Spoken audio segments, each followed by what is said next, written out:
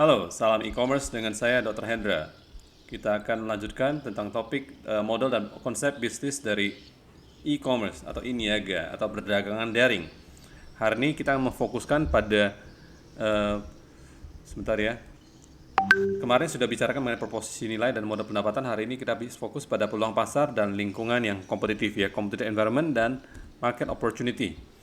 Nah, hari ini saya akan bagikan case study mengenai Kupang, ya, salah satu e-commerce yang paling besar dan sangat berkembang di Korea Selatan. Kemarin yang saya masukkan adalah Kupang. Jadi ini COUPANG. Kalau bicarakan mengenai peluang pasar, ruang pasar apa yang ingin Anda layani dan berapa ukurannya ya. Market space itu area nilai komersial atau aktual, di mana pasar potensial, di mana perusahaan bermaksud untuk beroperasi ya. Peluang pasar ini yang realistis biasanya ditentukan oleh potensi pendapatannya, di mana setiap market niche atau ceruk pasar, peluang pasar yang diharapkan perusahaan untuk bersaing. Peluang pasar biasanya dibagi menjadi celah-celah maupun ceruk-ceruk atau niche market yang lebih kecil ya. Case tadinya Kupong ya. Awalnya dibuka sebagai Groupon style daily business. Kalau kamu nggak tahu Groupon, itu jualan kupon ya, untuk ke restoran-restoran dan beli barang lebih murah. Seperti di Deal Jawa atau Deal Medan dulunya di kota Medan. Namun, sering dengan waktu menyadari jangkauan teknologi yang meningkat pesat, Kim sebagai CEO mengubah dengan cepat, menjadikannya Kupang menjadi third party online marketplace ya, seperti Bukalapak dan juga Tokopedia ya, menghubungkan antara bisnis dan juga konsumen atau konsumen dan konsumen.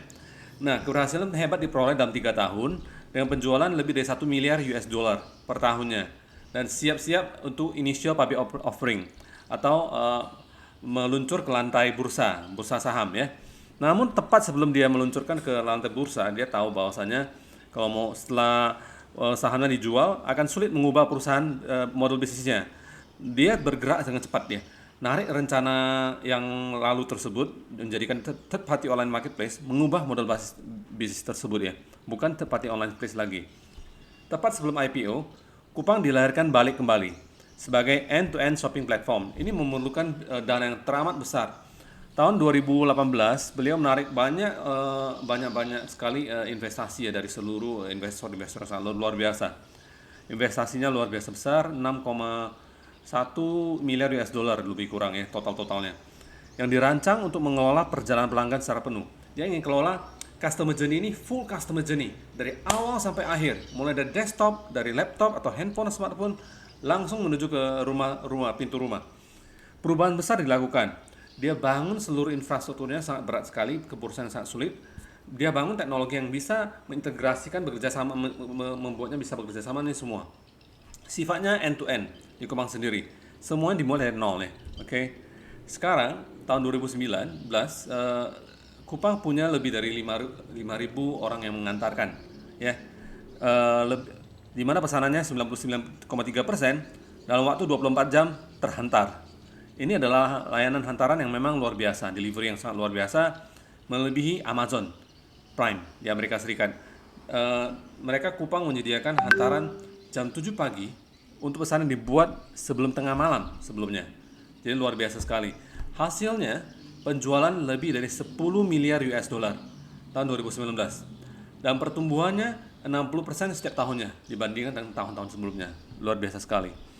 Nah, bicarakan dengan pasar peluang, kita definisikan kelompok orang atau organisasi yang akan dilayani. Pisahkan segmentasi pasar jika kebutuhan membutuhkan dan membenarkan tawaran yang berbeda. Jadi mereka perlu, kalau konsumennya perlu hal yang berbeda, bedakan. Dicapai melalui saluran berbeda pula, ya. Perlu tipe hubungan yang berbeda, bersedia membayar untuk aspek yang berbeda dan punya profit yang berbeda pula. Segmentasi pelanggan mungkin ada berbagai jenis ya. Ada pasar umum, terbatas, tersegmentasi, diversifikasi. Di pasar umum, satu kelompok besar yang hanya terdiri dari satu segmen ya. Lalu di pasar terbatas, grup pelanggan yang spesifik dan juga terspesialisasi. Misalnya orang-orang penggemar TikTok doang ya. Tersegmentasi, grup pelanggan yang sedikit berbeda. Dia sedikit berbeda. Diversifikasi, beberapa segmen pelanggan yang tidak terkait ya, karena terlalu diverse ya. Kalau bicarakan mengenai saluran atau channel, itu menjelaskan bagaimana perusahaan berkomunikasi, bagaimana perusahaan menjangkau segmen pelanggannya untuk menyampaikan proposisi nilai yang ada. Jadi tujuan saluran itu adalah supaya meningkatkan kesadaran produk dan layanan sudah pasti, dan membantu pelanggan mengevaluasi proposisi nilai. Kalau Anda nggak tawarkan melalui saluran ini, tidak akan ada orang tahu. Mengizinkan pelanggan untuk membeli, maka channel ini sangat penting sekali. Menyampaikan proposisi nilai, memberikan dukungan pelanggan setelah membeli, pasca pembelian. Jadi saluran ini, channel, menuntut pertimbangan pertanyaan-pertanyaan yang sangat penting berikut ini ya. Kira-kira dengan segmen pelanggan kita yang ingin kita jangkau, saluran mana yang terbaik? Ya. Lalu untuk seluruh saluran ini, bagaimana cara mengintegrasikannya semuanya? Lalu saluran mana yang bekerja paling baik? Cara mengukurnya gimana? Itu perlu pertanyaan sangat penting sekali. Salah satu salurannya adalah melalui channel Google ya, saluran Google penelusuran iklan di sana. Di mana population reach-nya nih global 75%, di Jepang paling termasuk dan Jerman paling tinggi 89%. Karena Google ada di 100 bahasa 50 negara. Nah, kita menuju ke hubungan konsumen, customer relationship ya. Namanya juga customer relationship. Ini menjelaskan hubungan yang dibangun perusahaan dengan segmentasi pelanggan tertentu ya. Ini didorong oleh motivasi untuk masukkan pertama, akuisisi, kedua, retensi, dan ketiga, upselling. Apa sih yang nama customer relationship management? Manajemen hubungan pelanggan itu ada banyak sekali, dari Salesforce automation yang berupa banyak sekali. Ini jenis bisnis yang peluang pasar yang bisa dilakukan ya. Business management tool, marketing, business intelligence, service and support, dan mobile. Ini berbagai jenis peluang pasar yang bisa dilakukan melalui CRM, hubungan konsumen ya. Nah, kalau bicara mengenai Google Business Solution, itu sudah pasti mereka melihat banyak peluang pasar, makanya banyak sekali solusi bisnis yang ditawarkan oleh Google. Ya, kalau Anda ingin mencari untuk orang-orang mencari konsumen baru, bisa pakai AdWords ya, iklan Google. Anda ingin cari local customer ya, bisa pakai fitur AdWords Express, oke? Atau lalu ada orang yang ingin mendapatkan uang dari situsnya sendiri atau blognya, AdSense ya. Orang ingin mengetahui keadaan websitenya dan bisa meningkatkan optimalkan websitenya, Google Analytics ya. Orang-orang yang ingin menjual produknya, product search dan sebagainya ya. Kita mengarah ke yang keempat ya, model bisnis yang keempat itu adalah lingkungan yang kompetitif ya, competitive environment. Ini yang terkenal adalah Michael Porter ya, mengenai competitive environment. Siapa lagi yang menempati ruang pasar marketplace yang Anda tuju? Anda harus tahu, kenali diri Anda, kenali musuh Anda, barusan Anda bisa menang 50% lebih besar kesebarannya. Perusahaan yang lain yang menjual produk yang serupa di pasar yang sama, kita harus kenali mereka, termasuk pesaing langsung maupun pesaing yang tidak langsung ya. Dipengaruhi oleh biasanya jumlah, ukuran dari pesaing ya, yang aktif ya. Setiap pesaing pangsa pasarnya seperti apa? Apakah market leader, market challenger? Lalu kita lihat profitnya mereka juga, dan juga harganya mereka. Yes. Nah, analisis pesaing. Apa sih yang dimaksud analisis pesaing? Ini adalah analisis yang secara detail terperinci dari persaingan ke sebuah perusahaan. Akan membantu perusahaan kita memahami posisi pesaing utamanya, siapa pesaing utamanya, dan apa opportunity-nya, peluang yang tersedia. Ya, namanya juga peluang pasar.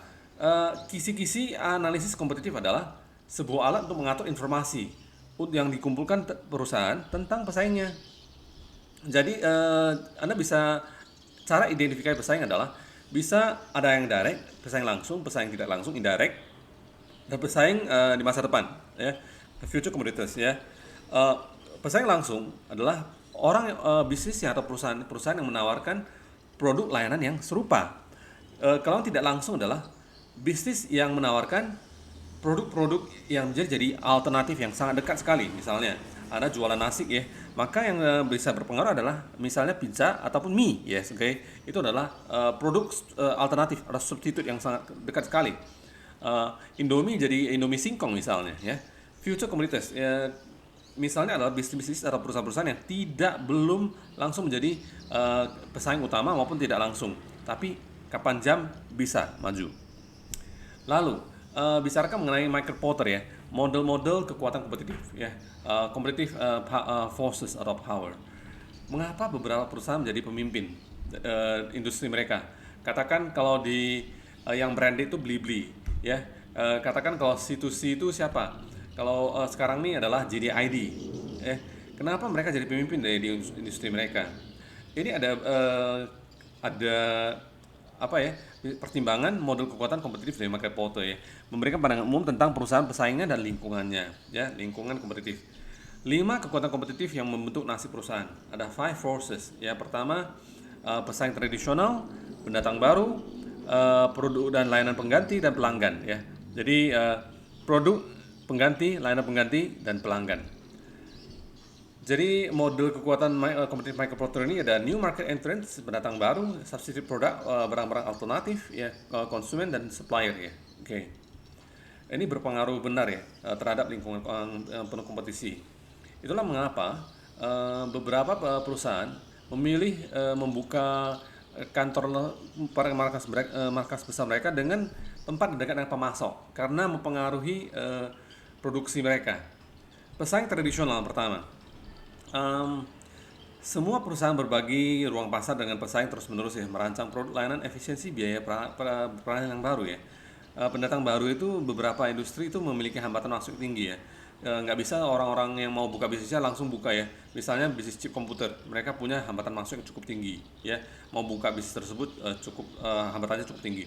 Perusahaan yang memiliki peralatan baru, pekerjaan lebih mudah, tapi cara mengenalkan mereknya lebih sedikit ya.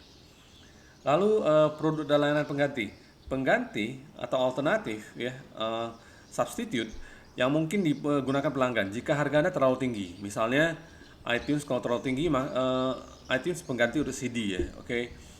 Telepon diganti oleh WhatsApp misalnya. Pelanggan, dapatkah pelanggan dengan mudah beralih ke produk pesaing? Bisakah mereka memaksa untuk bersaing hanya pada harga ya di pasar transparan? Jadi bicara mengenai pemasok ya, orang-orang memasukkan bahan bakunya. Kekuatan pasar pemasok ketika perusahaan tidak dapat menaikkan harga secepat pemasok ya. Misalnya begini, pada saat pabrikan pemasok ya, pabrikan itu sudah harganya naik karena memang bahan bakunya naik. Kita lupa, kita telah mengorder yang sebelumnya. Nah, harganya belum naik. Jadi artinya tidak dapat menaikkan harga secepat pemasok ya. Oke. Lalu persaingan di antara perusahaan yang ada ya. Di sebagian industri, penentu utama profit adalah tingkat persaingan di antara perusahaan yang ada. Beberapa industri memang sangat kompetitif ya, kompetisinya banyak sekali. Di titik di mana harga didorong di bawah tingkat biaya. Harga didorong di bawah tingkat biaya. Kalau harganya biayanya 100, harganya 80, maka terjadi kerugian industri secara luas.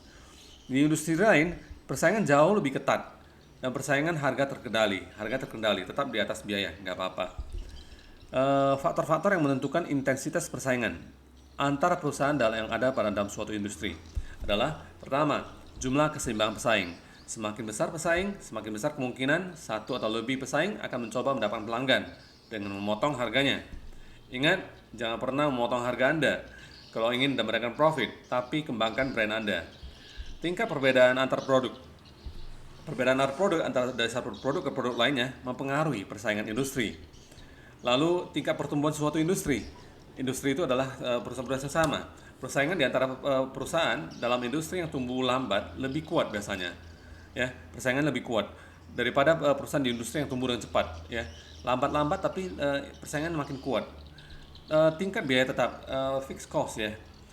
Perusahaan yang memiliki biaya tetap tinggi harus menjual volume produknya lebih tinggi juga untuk mencapai BOP titik impas daripada perusahaan dengan biaya tetap rendah ya. Volume penjualannya harus tinggi juga. Ancaman pendatang baru ini bicarakan tentang jika perusahaan dalam suatu industri sangat menguntungkan. Industri bisa menjadi magnet ya bagi pendatang baru. Oh, orang-orang mengatakan, oh ini menguntungkan banget ya, aku mau pengen masuk dalam bisnis ini juga. Jika tidak lakukan sesuatu untuk menghentikan hal ini, maka persaingan dalam industri akan meningkat dan profitabilitas dari industri akan rata-rata akan turun. Perusahaan dalam suatu industri mencoba untuk menekan jumlah pendatang baru, ya, newcomer ditekan ya. Caranya adalah mendirikan penghalang. Ini keren juga ya, mendirikan penghalang untuk masuk ya. Penghalang itu adalah hambatan untuk masuk. Ini adalah suatu kondisi yang menciptakan disinsentif ya. Artinya mereka tidak mendapatkan uang sama sekali atau profit ya bagi perusahaan baru yang memasuki dunia industri. Nah, Hambatan untuk masuknya begini ya, ada skala ekonomis, ada diferensiasi produk, ada persyaratan modal. Untuk skala ekonomi, industri yang dicirikan oleh skala ekonomi besar, mereka telah mencapai skala ekonomi yang sangat luar biasa. Sulit bagi perusahaan baru untuk memasuki, kecuali mereka bersedia menerima kerugian biaya. Misalnya, mereka tak sanggup memproduksi barang dengan HPP, harga pokok produksi yang memang teranak sangat kecil sekali karena jumlah produksinya sangat besar. Inilah skala ekonomis, ya, sudah efisien. Diferensiasi produk, industri seperti minuman ringan yang dicirikan oleh perusahaan yang bermerek sangat kuat, sulit untuk dimasuki tanpa mengeluarkan banyak biaya untuk iklan. Contohnya Coca-Cola dan sebagainya. Mereka biaya besar sekali untuk iklan. Kalau misalnya Badak dan mau seperti Coca-Cola, maka sangat sulit sekali karena biaya iklan perlu sangat besar sekali. Persyaratan modal, kebutuhan untuk menginvestasi uang dalam jumlah besar untuk mendapatkan pintu masuk ke sebuah industri adalah penghalang lain. Mau masuk industri ini, minimum biayanya misalnya 100 miliar misalnya, minimumnya, yes, oke. Maka itu persyaratan modal yang hambatan untuk masuk ke industri tersebut. Contoh lain adalah keuntungan biaya tidak tergantung pada ukuran. Maksudnya adalah perusahaan yang ada mungkin memiliki keunggulan biaya yang tidak terkait dengan ukuran mereka. Misalnya, perusahaan yang ada dalam suatu industri mungkin telah membeli tanah ketika harganya lebih murah daripada sekarang. Jadi kita mau bangun di sampingnya, ternyata tanahnya sudah harganya 100 kali lipat. Dulu mereka beli 1 meternya hanya 100.000 per meter. Sekarang harganya sudah 20 juta per meter. Ya, keuntungan yang tidak terkait pada ukuran. Lalu akses ke saluran distribusi. Ya, saluran distribusi seringkali sulit dipecahkan karena distribusi ini ya mengantarkan dari sampai ke pintu konsumen. Ini terutama terjadi di pasar yang sangat ramai seperti pasar toko serba ya. Hambatan pemerintah dan hukum. Beberapa industri seperti penyiaran memerlukan pemberian izin oleh otoritas publik untuk bersaing. Tanpa itu tidak bisa. Makanya ini adalah hambatan masuk ya. Hambatan non tradisional untuk masuk ya. Barrier to entry ya dari yang non tradisional. Sulit bagi perusahaan rintisan atau startup company untuk mengeksekusi hambatan yang masuk yang mahal. Misalnya skala ekonomis, karena uang biasanya ketat di startup bisnis perusahaan rintisan. Maka itu perusahaan rintisan harus bergantung pada hambatan non tradisional untuk masuk dan untuk mencegah pendatang baru. Seperti membentuk tim manajemen kelas dunia, world class management team, ya. Maka kamu ini harus bisa berbahasa Inggris juga, yang akan sulit dituri oleh perusahaan lain. Ya. Nah, apa sih hambatan non tradisional untuk masuk? Ini adalah kekuatan tim manajemen, kekuatan penggerak pertama, first mover, siapa yang duluan, siapa yang menang, semangat tim manajemen dan karyawan. Jika sebuah perusahaan rintisan atau startup company membentuk tim manajemen kelas dunia, ini anggotanya dari seluruh negara dan kompak, maka hal itu memberikan jeda ya, pos sedikit bagi calon pesaing. Oh my god ya, gitu ya, untuk memulai usahanya untuk di industri yang dipilih. Keuntungan first mover, penggerak pertama. Siapa yang pertama? Dialah yang raja. Siapa baterai yang pertama? ABC. Siapa sepeda motor pertama? Honda. Itulah penggerak pertama. Ya, jika sebuah startup bisnis merintis sebuah industri atau konsep baru dalam industri, pengalaman nama yang didirikan oleh perusahaan rintisan bisa menjadi penghalang, ya, untuk rintisan tersebut. Nah, semangat tim manajemen dan karyawan. Jika karyawan perusahaan rintisan termotivasi oleh budaya unik perusahaan startup bisnis dan mengantisipasi imbalan finansial yang lebih besar, orang ditawarkan gaji yang lebih besar, nggak mau pindah juga. Kombinasi ini nggak bisa ditiru oleh perusahaan yang jauh lebih besar. Hambatan non tradisional untuk masuk yang lainnya adalah model bisnis yang unik, ya, unique business model. Jika sebuah startup atau rintisan mampu membangun model bisnis yang unik, membangun jaringan hubungan yang membuat model bisnis berfungsi, kumpulan keunggulan ini menjadi penghalang untuk masuk. Nama domain internet ya. Beberapa nama domain internet sangat tepat sehingga memberikan awal yang berarti dalam peluang iniaga. Yes, oke. Ya. Lanjut, menemukan pendekatan baru untuk sebuah industri. Jika sebuah perusahaan riset atau startup bisnis menemukan pendekatan baru terhadap suatu industri dan menjalankannya dengan cara yang patut dicontoh orang, faktor ini betul-betul menjadi penghalang masuk bagi calon peniru. Lalu bicarakan mengenai kekuatan tawar dari pemasok ya, atau supplier bargaining power. Pemasok, orang memberikan barang dan jasa, bahan baku ya terutama ya, dapat menekan profit mereka, menemukan profit industri tempat mereka menjual dengan menaikkan harga atau mengurangi kualitas komponen yang mereka sediakan. Ini kacau balau benar ya. Harga naik atau kualitas barangnya atau jasanya dikurangi.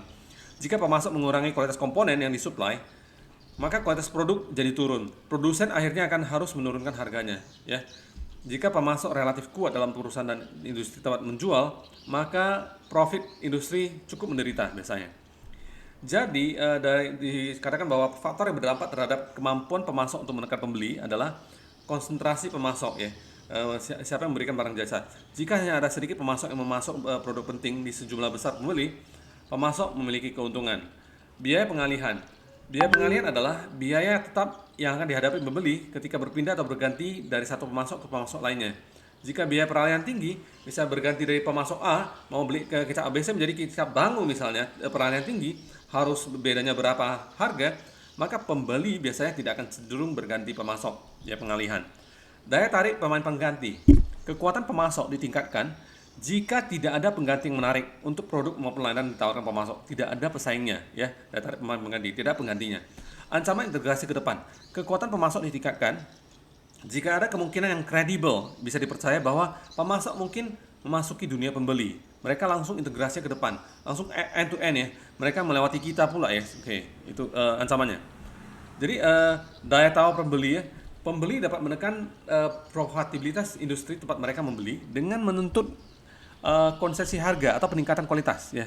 Misalnya, industri otomotif didominasi oleh segelintir perusahaan besar yang membeli produk dari ribuan pemasok di berbagai industri. Hal ini memungkinkan pembuat mobil untuk menekan profit industri tempat mereka membeli dengan menuntut penurunan harga ya. Jadi daya tawar pembeli juga termasuk ya di dalamnya. Apa sih faktor yang berdampak pada kemampuan pemasok untuk menekan pembeli atau daya tawar pembeli? Pertama adalah konsentrasi kelompok pembeli. Siapa sih yang membelinya itu kelompok besar? Jika hanya ada sedikit pembeli besar, mereka membeli dari pemasok dalam jumlah besar, mereka dapat menekan pemasok ya, ditekan ya, untuk menurunkan biaya dan dengan demikian mempengaruhi profit industri tempat mereka membeli. Yes, bayangkan pembelinya cuma dua, pembeli besar semuanya, ya, maka pemasoknya bisa tertekan. Lalu biaya pembeli, semakin besar pentingnya suatu barang bagi pembeli, semakin sensitif pembeli terhadap harga yang dibayarkannya, ya. Derajat standarisasi produk pemasok, sejauh mana produk pemasok berbeda dari pesaingnya mempengaruhi daya tawar pembeli, ya. Lalu ancaman integrasi ke belakang. Kekuatan pembeli ditingkatkan jika ada ancaman yang dipercaya dapat bahwa pembeli mungkin memasuki dunia pemasok ya. Pembeli langsung nggak lewat kita, langsung ke supplier gitu ya. Baik, sampai di sini dulu. Sampai jumpa. Terima kasih. Salam e-commerce dengan Dr. Hendra.